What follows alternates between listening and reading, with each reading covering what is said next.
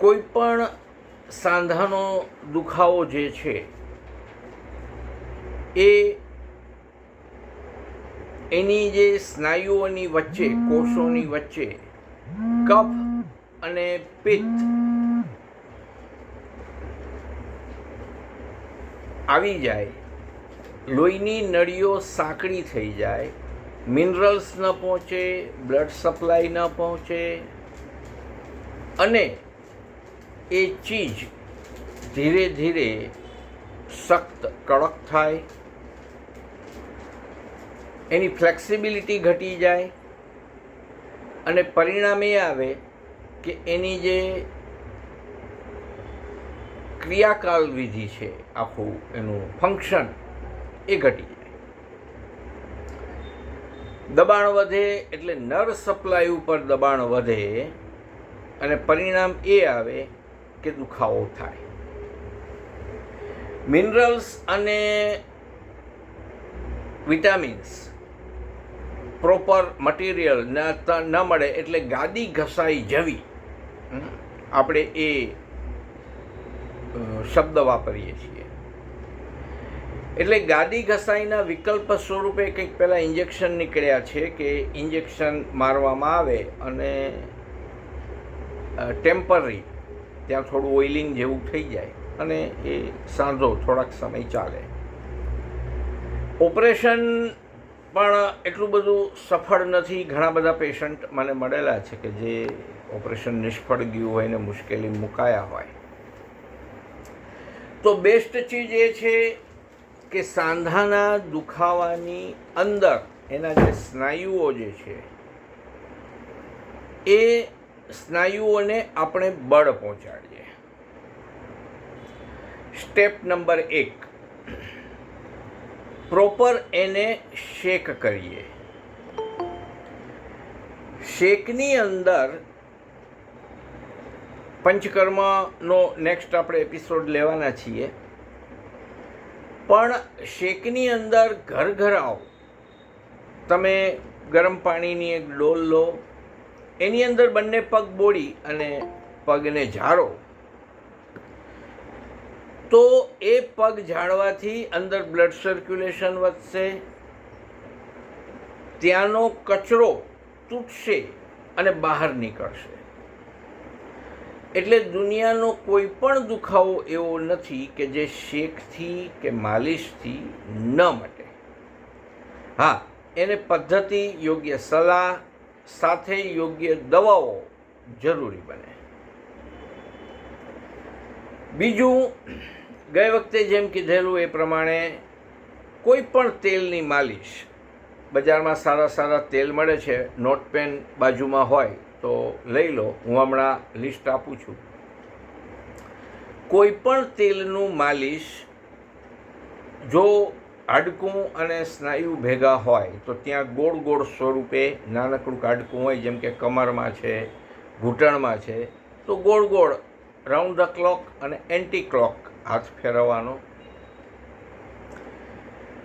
ઉપરથી નીચે જે અનુલોમન એટલે કે રૂવાની લાઈનમાં હળવા હાથે માલિશ કરવાની અને બહુ ઓછી માત્રામાં ઊંધી વિલોમ માલિશ કરવાની. હંમેશા તેલ, કોઈ પણ તેલ હોય, ગરમ લેવાનું. શરીરને શેક કર્યા પછી અથવા શેક કર્યા પહેલાં પણ માલિશ કરી શકાય. વારાફરતી બંને કરતું રહેવાનું. જે લોકો સાજા છે, માંદા નથી, અને આપણો જે વિષય છે શિયાળામાં શક્તિ સંપાદન, તો આ શિયાળો હવે ધીમે ધીમે જામતો જાય છે, ટેમ્પરેચર ડાઉન જતું જાય છે. ઓફકોર્સ બપોરના ગરમી છે, હજી ભાદરવાનો પિત્ત પ્રકોપનો સમય ચાલુ છે, તો આખા શરીરે ગરમા ગરમ તેલ, તલનું તેલ લઈ અને જાતે માલિશ કરી લેવાની. તમને એવી શક્તિ ને સ્ફૂર્તિ લાગશે કે મજા આવશે અને કોઈ દિવસ સાંધો નહીં દુખે એની ગેરંટી મારી. ગઈ વખતે જે નિયમો આપેલા એ પ્રમાણે ભૂખ્યા પેટે કરવાનું, જમ્યા પછી 3-4 કલાકે માલિશ કરવાનું, હળવા હાથે કરવાનું. દુખાવો હોય ત્યાં બહુ તેલ નહીં લગાડવાનું, એની આજુબાજુમાં લગાડવાનું. પછી જો શક્ય બને તો જે માછલી આકારનું પેલું કંપનનું જે મશીન આવે છે એ આખા શરીરે બરોબર ફેરવી દેવાનું, જેથી કરીને સ્નાયુઓ ધીરે ધીરે છૂટા પડે, બ્લડ સર્ક્યુલેશન વધે અને સરસ મજાનું કામ થાય. આ કર્યા પછી તમે સ્નાન કરી શકો અથવા ભીના કપડેથી કે કોરા કપડેથી લૂઈ નાખો તો પણ ચાલે, કોઈ વાંધો આવે નહીં. તેલ માલિશ કર્યાના અડધી કલાક પછી ખાઈ પી શકાય. તરસ લાગે તો પાણી પણ પી શકાય, કોઈ મોટો ઇસ્યુ નથી. શરીરનો કચરો દૂર કરવા માટે, પાચન કરવા માટે, જેમ શિવભાઈએ કીધું, ડૉક્ટર શિવ પંડ્યા સાહેબે, જરા શ્રમ વાતઃ દ્રષ્ટિ પ્રસાદ પુષ્ટ આયુઃ સુતક્ત દાઢ્યકૃત. એન્ટીબેક્ટેરિયલ છે, એન્ટીવાયરલ છે, ઇન્ફેક્શન થવા નથી દેતું, કેલ્શિયમનો વધારો કરે છે, સ્નાયુઓને મજબૂત કરે છે, બ્લડ સર્ક્યુલેશન વધારે છે, માર્દવતા ફ્લેક્સિબિલિટી એ વધારે છે.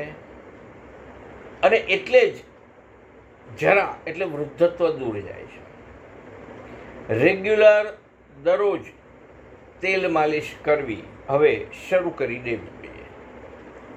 એમાં પણ નિયમ છે કે 21 દિવસ તેલ માલિશ કરી અઠવાડિયા માટે છોડી દેવાનું, પછી પાછું 21 દિવસ માટે શરૂ કરી દેવાનું. ખોરાકની અંદર જોઈએ તો તેલ માલિશ કરતા હોય ત્યારે ભારે ખોરાક છોડી દેવાનો, ખાટાશ પડતો ખોરાક બને ત્યાં સુધી નહીં લેવાનો, તીખો ખોરાક પણ એવોઇડ કરવાનો. તેલ માલિશ કર્યા પછી કસરત પણ સારી રીતે કરી શકાય. શરીરને વ્યાયામ મળે, બ્લડ સર્ક્યુલેશન વધે, ગરમી વધે, પાચન થાય. અને તેલનું અંદર પાચન થાય અને નેટ સીધું સ્નાયુઓમાં જાય તો સ્નાયુઓનું જે વર્કિંગ છે, જે ફંક્શન છે એ પ્રોપર થવા માંડે અને શરીર તમારું હળવું લાગે. તમે કંઈ નહીં તો આવતીકાલે સરસ મજાનું એક તેલ માલિશ કરો, તમને ખરેખર મજા આવશે. આખો દિવસ શક્તિને સ્ફૂર્તિ લાગશે. અને એમાંય શિયાળો છે, આપણો વિષય છે શિયાળો અને શક્તિ સંપાદન. તો શક્તિ સંપાદન માટેનું પેલું સ્ટેપ આ તેલ માલિશ છે. નોટપેન હાથમાં લઈ લીધી હોય તો હું તેલ જે બજારમાં ઉપલબ્ધ છે, ઘરે બનાવી શકાય એવા ઉપલબ્ધ છે, એ લખાવું છું, આપ લખી લો. કોઈ પણ તેલ ઉપલબ્ધ ન હોય તો જે ખાવાનું તેલ છે, દાજ્યું તેલ છે, એ પણ ગરમ કરીને લગાડી શકાય. એ તેલની અંદર ધારો કે 1 કપ જેટલું તેલ હોય તો 4-5 ચપટી, ચમચી નહીં પણ ચપટી ભરીને અજમો, મેથી નાખી ગરમ કરી અને 2 થી 3 કપ જેટલું તેલ ગરમ કરીને રાખી શકાય અને એનું માલિશ કરી શકાય. ઘરમાં ને ઘરમાં જ ઉપયોગ કરવો હોય, બીજો કોઈ મોટો ઇસ્યુ ન હોય તો સરસવનું તેલ અવેલેબલ છે બજારમાં. 100-150 રૂપિયા કિલોની આજુબાજુમાં હશે, કે પૂરો ખ્યાલ નથી, પણ લગભગ એટલો જ હશે. પણ સસ્તું છે, 200ની અંદર છે. અમે શુલર તેલ બનાવીએ છીએ તો 15 કિલોના 2100 રૂપિયા જેવું છે. તો એ તેલ નેટે નેટ ગરમ કરી અને શરીર ઉપર માલિશ કરી શકાય. પછી જરા નાહી લેવું જોઈએ, કારણ કે આપણે ગુજરાતીઓ સિંગ તેલ ને કપાસિયા તેલ ખાઈએ છીએ તો સરસવના તેલની વાસ આપણા શરીર ઉપર આવે તો એ યોગ્ય નથી. કોઈને કાંઈ પ્રશ્ન હોય, કંઈ હોય તો પોતાનું સ્પીકર ચાલુ કરીને કહી શકે છે. બીજું કે બજારની અંદર કાળા તલનું તેલ, સફેદ તલનું તેલ અવેલેબલ છે. એ માલિશ માટે વાપરી શકાય. આખા શરીરે માલિશ કરો. જેમ ડૉક્ટર સાહેબે કીધું એમ કાનમાં અને માથામાં અને પગમાં ખાસ તેલ માલિશ કરવું, કારણ કે એ બધા વાયુના જગ્યાઓ છે, સ્થાન છે. આપણે વાયુપિત્ત કફનો પણ વેબિનાર કરવાનો છે. આગળ વધીએ તો થોડુંક કોસ્ટલી, મોંઘું, પૈસા વધારે ખર્ચાય એવા તેલોની અંદર બેસ્ટ તેલ શુલહર તેલ, જે દીર્ઘાયુ કેન્દ્ર બનાવે છે. દીર્ઘાયુ કેન્દ્ર ઘણા બધા ઔષધોનું નિર્માણ ધીરે ધીરે ચાલુ કરવા જઈ રહ્યું છે. વૈશ્વાનર, હિંગવાષ્ટક, અવિપતિકર, ત્રિફલા આપણે હવે ધીરે ધીરે બનાવતા થયા છીએ. વાસા અવલે પણ બનાવ્યો છે. ટૂંક સમયમાં ચ્યવનપ્રાશ પણ બનશે, એની શિબિરનું આયોજન થશે. તો શુલહર તેલ બજારમાં અવેલેબલ છે, એ પણ વાપરી શકાય. સસ્તું છે, સારું છે અને સરસ મજાનું હળવાશ લાવી દે છે. એ ઉપરાંત નિર્ગુંડી તેલ પણ જાતે બનાવી શકાય. આપણે ટૂંક સમયમાં એનો વિડીયો, વાસા અવલેનો વિડીયો આપણે અપલોડ કરીશું. સાથે મહાનારાયણ તેલ, વાતહર તેલ, આવા 4-5 તેલ બજારમાં ઉપલબ્ધ છે, જે શાસ્ત્રોક્ત છે અને તેલ માલિશ કરવાથી શરીરમાં ઘણો બધો ફાયદો થાય છે. તેલ માલિશ હંમેશા શાંત, વ્યવસ્થિત, જ્યાં વધારે ઠંડક ન હોય, વધારે ગરમી ન હોય એવી જગ્યાએ કરવું, હળવા હાથે કરવું, બને ત્યાં સુધી પોતાએ જાતે જ કરવું. બીજી કોઈ વ્યક્તિ કરી દેતી હોય તો ટ્રસ્ટેડ વ્યક્તિ હોય, એક્સપર્ટ હોય, એની પાસે કરાવવું. પણ વધુમાં વધુ સારો ફાયદો આપણા જાતે આપણે માલિશ કરીએ તો થાય છે. તેલ માલિશ હાડકાં મજબૂત કરશે, સ્નાયુઓને મજબૂત કરશે, ખૂબ સરસ મજાની શક્તિ સ્ફૂર્તિ લાવશે, પાચન કરશે. એટલે ઓછામાં ઓછું અઠવાડિયે એકવાર, રજાના દિવસો હોય, સરસ મજાનું તેલ માલિશ કરો. આપણા ભારતમાં, ઉત્તર પ્રદેશમાં, દક્ષિણમાં ખૂબ જ આનો વિકાસ થયો છે. લોકો ખૂબ તેલ માલિશ કરાવે છે. તેલના વિવિધ સ્વરૂપો, તેલ માલિશના વિવિધ સ્વરૂપોનો પણ ઉપયોગ કરે છે અને સાથે સાજા રહેવા માટે આ બેસ્ટ કામ કરે. મોટામાં મોટો ઉપયોગ કહું તો શરીરનો વધેલો વાયુ એનો નાશ કરે છે. વાયુ એટલે જે તત્વ તત્ર વૃક્ષ, લઘુ, શીત, ખર, સૂક્ષ્મ ચ અનિલઃ, જે પદાર્થ આવા ગુણ ધરાવતો હોય, વૃક્ષ હોય, લઘુ હોય, શીત હોય, ખર હોય, સૂક્ષ્મ હોય, ચલાયમાન હોય, તો આવા પદાર્થો વાયુની અંદર આવે છે અને તેલ જે છે એ આવા પદાર્થોની અગેન્સ્ટમાં જાય છે, મતલબ એના ગુણોની વિરુદ્ધમાં છે. એટલે વાયુ માટે શ્રેષ્ઠ તલનું તેલ કીધું છે. ઓફકોર્સ પિત્ત માટે ઘી કીધું છે અને કફ માટે મધને કીધું છે. વાસા અવલે જે આપણે બનાવ્યો છે એની અંદર સરસ મજાનું ગાયનું ઘી, અરડુસીનો સ્વરસ, લીંડી પીપર અને ગાયનું ઘી અને મધ પડેલા છે, જેથી કરીને એ ખૂબ જ સરસ સ્વાદિષ્ટ પણ બન્યું છે અને ઇફેક્ટિવ તો વાસા અવલે જબરદસ્ત છે જ. ગમે એવી શરદી, તાવ, ઉધરસ, ટ્યુબરક્યુલોસિસ, રક્તપિત્ત, આ બધામાં વાસા અવલે કામ કરે છે. શિયાળામાં ચ્યવનપ્રાશ, અત્યારે શરૂઆતમાં કફ, શરદી, ઉધરસ વધશે તો વાસા અવલેનું સેવન કરવું વધારે આવશ્યક છે. આપણે રસાયણ ચૂર્ણનો દરેક એપિસોડમાં ઉલ્લેખ કરીએ છીએ, કારણ કે રસાયણ ચૂર્ણ યુનિવર્સલ ઔષધ છે, એન્ટીબાયોટિક છે, એન્ટીયુરેટિક, મૂત્ર માર્ગના બધા રોગો માટે, પાચનના રોગો માટે, મગજના રોગો માટે, નવા કોષો બનાવવા માટે, આમ જુદી જુદી જગ્યાએ રસાયણ ચૂર્ણનો ઉપયોગ થાય છે.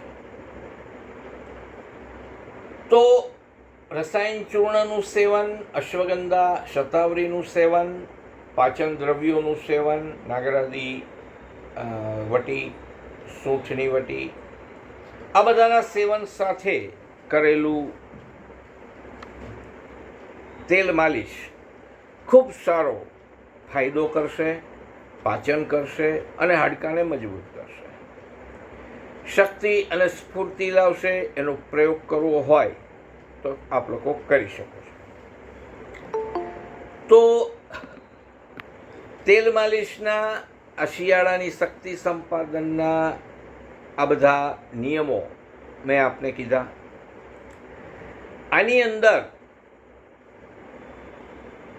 કોઈ પ્રશ્ન હોય, કંઈ નવું જાણવાનું હોય તો મને પૂછી શકો છો. આપણે આવતી 10 મિનિટ પ્રશ્નોત્તરીની રાખીએ છીએ, જેથી કરીને કરી શકાય. આવતા એપિસોડમાં પંચકર્મ, સાંધાના દુખાવામાં તેલ માલિશ સાથે પંચકર્મનો આપણે વિષય રાખવાના છીએ. અને તેલ માલિશનો એ ત્રીજો આખરી એપિસોડ હશે. પછી નવો વિષય શિયાળો અને શક્તિ સંપાદનમાં ઉમેરાશે. તો કોઈને કંઈ પ્રશ્ન હોય તો અત્યારે પૂછી શકે છે. તો સાંધાના દુખાવામાં, શરીરની નબળાઈ દૂર કરવામાં રસાયણ ચૂર્ણ અને તેલ માલિશ ખૂબ જ ઉત્તમ કામ કરે છે. કોઈ પણ પ્રશ્ન હોય, કંઈ વિશેષ માહિતી મેળવવી હોય તો આ સાથે ફોન નંબર આપેલા છે.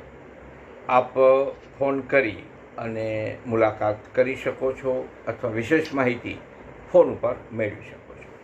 જય શ્રી કૃષ્ણ.